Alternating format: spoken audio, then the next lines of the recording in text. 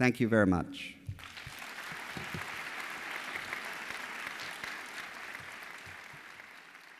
Ladies and gentlemen, please welcome to the stage from the Caribbean Vulnerable Communities Coalition in Jamaica, Ian McKnight.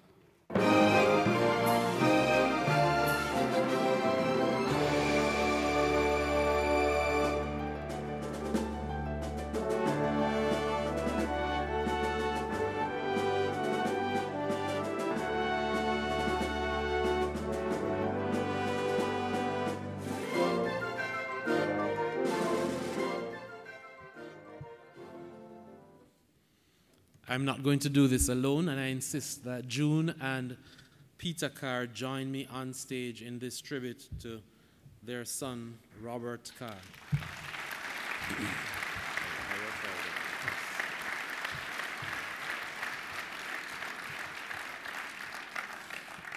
Colleagues, when we started to plan this conference, none of us had any idea whatsoever that a session like this would be on the agenda. Robert himself was not only enthusiastic about the Caribbean Conference, but very supportive of having this space for us to trade stories, this space for us to showcase what is taking place in the Caribbean, this space to celebrate our work. We are, of course, saddened by the fact that he is not physically with us, but I'm sure that he has been hovering around the halls during these intense days, and has been making his own kind of assessment.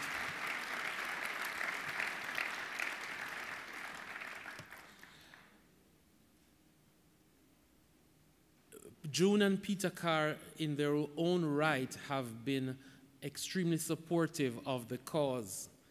They have had to suffer through meetings going on into the night in their own houses, in their own home in Jamaica and in Trinidad. They have had to provide services to us in proofreading a lot of the documents that have come out. They have fed us. They have fathered and mothered us. June and Peter, we thank you very much for the work that you have done in your own right in supporting this work.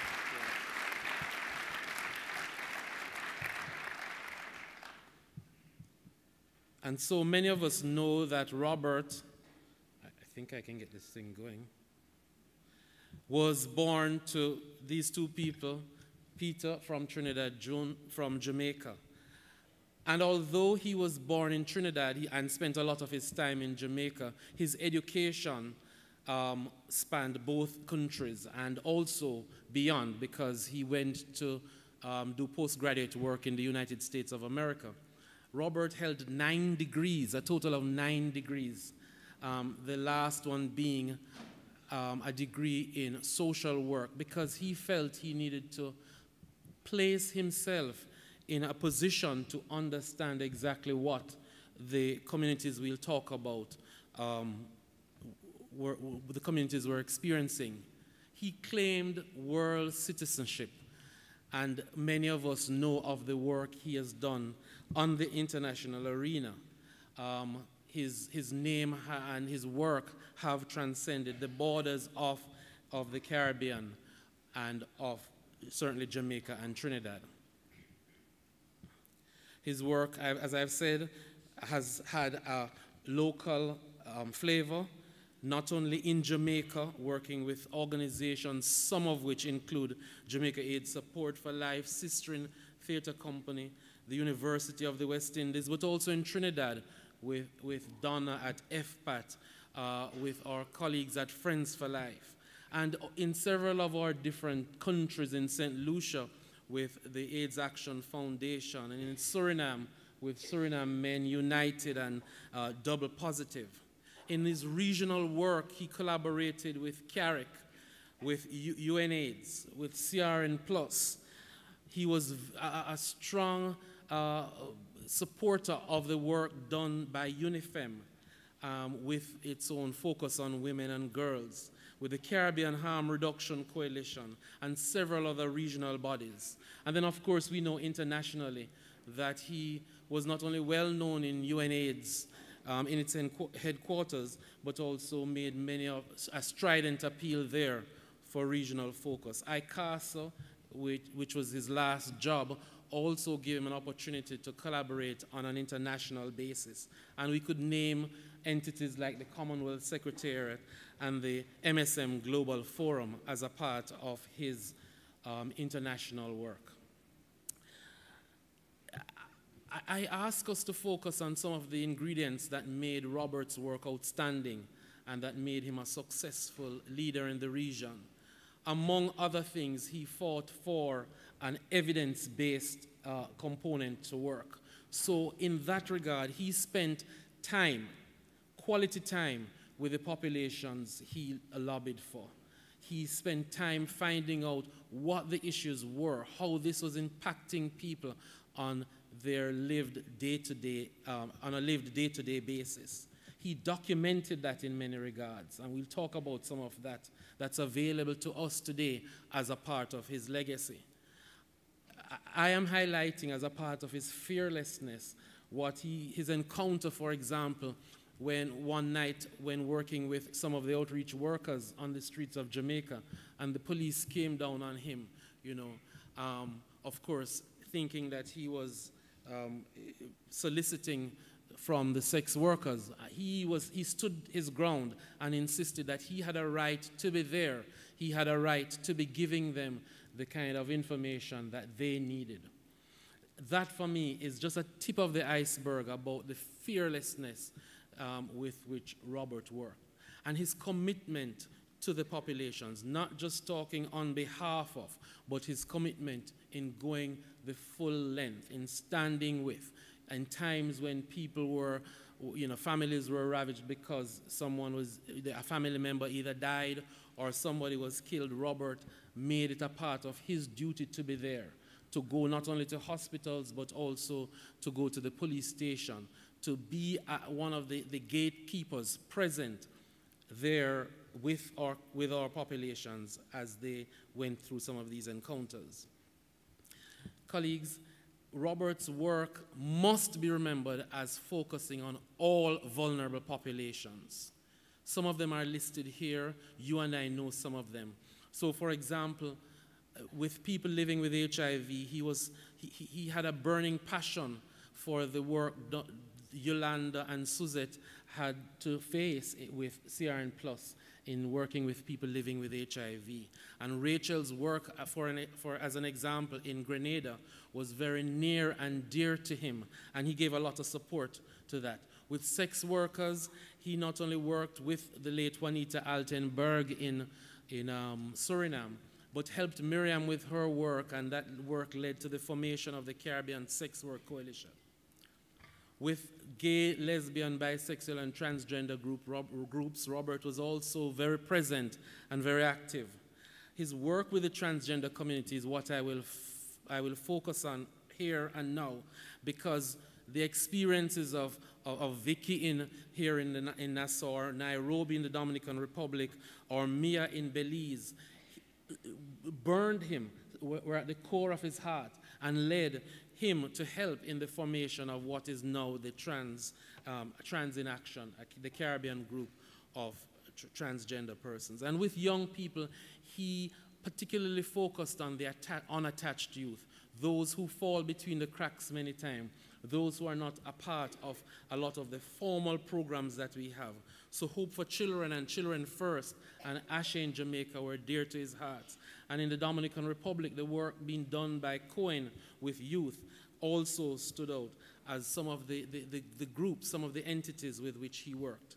And when we talk about persons who use drugs, Robert was one of the first persons, Marcus Day will say, who took his work seriously, learned from it, and also helped to help others to be aware of the issues faced by persons who use drugs. And I think of the work being done by Patricia House in Jamaica or Ione Worms. Both entities, all entities, had and benefited from Robert Carr's own involvement. Persons living with disabilities cannot be forgotten. George Young, in his own work with youth living with disabilities, and the hearing impaired projects which he started in Jamaica are just examples of the work he did. And his passion for the issues facing women and girls expressed through CAFRA and through UNIFEM are examples. Peter Weller's work with men and boys through Carryman stands out as one of his own passions. And we cannot forget the work with migrant populations and deportees, Donna Snag, for example, and her work in Guyana. And the work in the prisons with Haiti and Belize and in the Dominican Republic were actually pieces of the work Robert collaborated with, and with orphans and other children made vulnerable by HIV, in the examples of those in Haiti and in Jamaica, Robert stood very, very tall in working with these groups. Colleagues, Robert had, as a part of his own operation, the fact that we are all in this thing together. We all need to come together and do this as a unit. The collaboration across populations is absolutely important, if at all we are to make a dent on this epidemic. His work, I mentioned before, documented work, research that was done with most of our populations are available on the internet. Several video documentaries are available. The last one he did, which is also on the net, How Homophobia Fuels HIV. His work with persons who use drugs is also in the internet. And most of us know the famed bullshit video that is up on the internet on YouTube, when Robert took a very critical look at some of the issues that face the populations we're talking about. And without any sort of apology, I must big up the work, his latest work, which is a book called Who Cares? And it is about the economics of dignity, the many people who toil without being paid, the many people who toil without recognition in caring for persons living with HIV. And I do encourage you to get your copy outside before leaving. Robert did not live to see this final product, but in 2 weeks before his death, pressed his mother into helping him to review the final chapter in this. And so today we are proud to have this final product available for you to get a copy, please, outside, but also for us to use to inform the work we do in the care and support of persons living with HIV.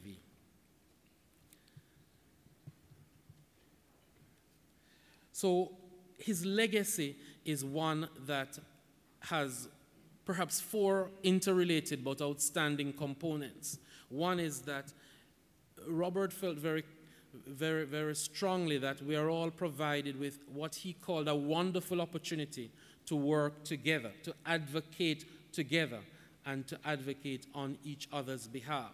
In fact, he documented the missed opportunities that slip by when we do it alone, when we go it alone. And so as we move forward from this conference, but as we move forward with our work, part of what we can take away from Robert's legacy is how can we do this work together?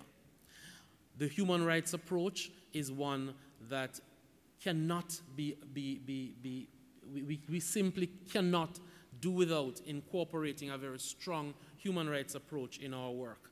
That was a part of what Robert advocated for, pushed for, fought for, and I would say asks that we carry on.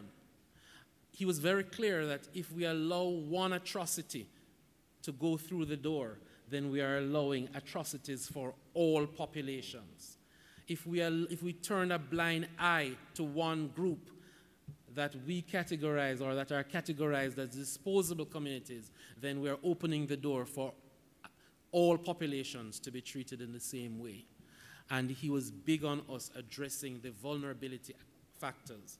Handing out condoms and lubricants are good, but they are the other factors, they are the deeply entrenched factors that we all must look at, that we all must pay attention to. And I think Robert would want us, when all is said and done, to eat, because he loved food, but also to be happy. Thank you all very much.